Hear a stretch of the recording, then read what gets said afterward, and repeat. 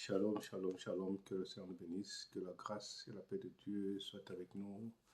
Je vous salue au nom de Jésus. Aujourd'hui, c'est un nouveau jour. Je veux juste vous encourager au nom de Jésus. Nous sommes en train de rentrer dans le 7e mois. Aujourd'hui, c'est le 7e mois de l'année 2024. Je viens ce matin pour parler de quelque chose qui amène souvent des questionnements sur l'élévation. Quand Dieu veut élever, il élève. Oui, quand Dieu veut élever, il élève. Il manifeste souvent sa souveraineté, sa grâce. Dieu, dans son plan parfait, peut élever une personne pour accomplir ses desseins, indépendamment de la situation ou de la volonté de quelqu'un, parce qu'il est Dieu. L'élévation selon Dieu. La souveraineté divine de Dieu a le pouvoir suprême de décider qui il veut élever. À ce niveau, Dieu n'a pas besoin de conseil d'un homme pour élever, parce qu'il est Dieu. Il a le pouvoir suprême d'élever.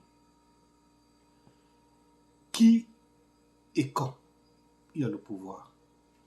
Sa décision n'est pas basée sur des normes des hommes ou une procédure normale des gens. Il est Dieu. Il décide ce qu'il veut. Il est souverain. Il a la puissance de le faire comme il veut. Le choix souverain de Dieu ne vient pas d'un homme. La souveraineté de Dieu ne vient pas d'un homme. Il choisit qui il veut, quand il veut, parce qu'il est souverain, parce qu'il est Dieu. Je veux juste ce matin te dire, quand Dieu décide de t'élever, il t'élève.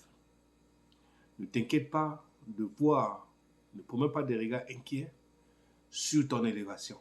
Ton élévation vient de Dieu. Le Dieu que nous servons, il a sa souveraineté divine. Dieu a le pouvoir suprême de décider qui il veut élever et quand.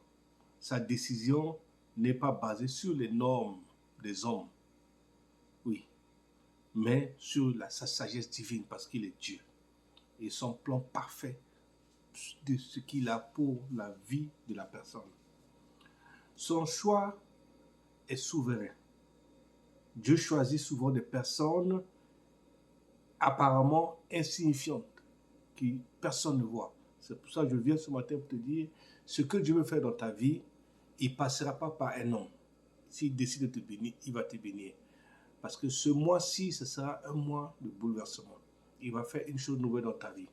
Donc crois fermement que Dieu va le faire. Il a fait pour Joseph. Vendu en esclave, il a été élevé. Premier ministre, parce que c'est la souveraineté de Dieu. De lui faire faveur, de devenir souverain, de devenir suprême, Dieu suprême. Il a fait pour David. David est devenu roi. Le berger est devenu roi. Il a fait pour Esther, qui avait une femme orpheline, qui est devenue la reine. Nous devons savoir une chose, que Dieu a le pouvoir de changer notre destinée quand on est humble, quand on est obéissant, quand on a la foi, quand on laisse Dieu nous élever, quand on laisse Dieu nous conduire. Le but de l'élévation de Dieu est de faire quoi? De glorifier Dieu d'abord, de le servir et servir les autres. Nous devons laisser Dieu nous élever afin que ce que Dieu veut faire dans nos vies, il le fait pour sa gloire. Quand Dieu veut élever quelqu'un, il le fait selon son propre plan et à son propre moment. L'humilité, l'obéissance et la foi sont des qualités essentielles que Dieu recherche. Oui, nous voyons dans les exemples bibliques l'obéissance de Joseph. Malgré qu'il ait été vendu par ses frères, il a été obéissant. David, il servait Dieu de tout son cœur. Esther, une orpheline juive, est devenue reine de Perse et a joué le rôle crucial dans la protection de son peuple. Je veux te dire encore ce matin, mon frère, cette année, c'est notre année. Ce mois, c'est notre mois. Il faut que tu sois accroché à l'humilité.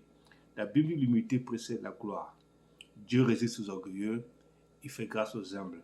L'obéissance à Dieu et suivre ses recommandations, ses commandements est crucial. L'obéissance montre notre confiance et notre confidence, fidélité à Dieu. La foi et confiance en Dieu, avoir foi en Dieu, croire en Dieu et lui faire confiance, même dans les moments difficiles, même quand on va mal. Il est important en tant qu'enfant de Dieu de rester accroché à Dieu, de croire qu'il est capable. Il le fera pour sa gloire. Que Dieu nous bénisse. Je bénis votre vie pour ce mois de juillet que nous commençons. Je prie que l'obéissance s'accroche à toi, que ce mois de juillet ouvre les grandes portes, que la faveur de Dieu, la bénédiction de Dieu, l'abondance t'accompagne dans tout ce que tu vas entreprendre pour ce mois. Au nom de Jésus-Christ, soyez bénis, bénis et bénis. Je vous encourage de partager notre chaîne et de vous abonner. C'est pour l'avancement du royaume de Dieu. Que Dieu nous bénisse. Soyez bénis au nom de Jésus.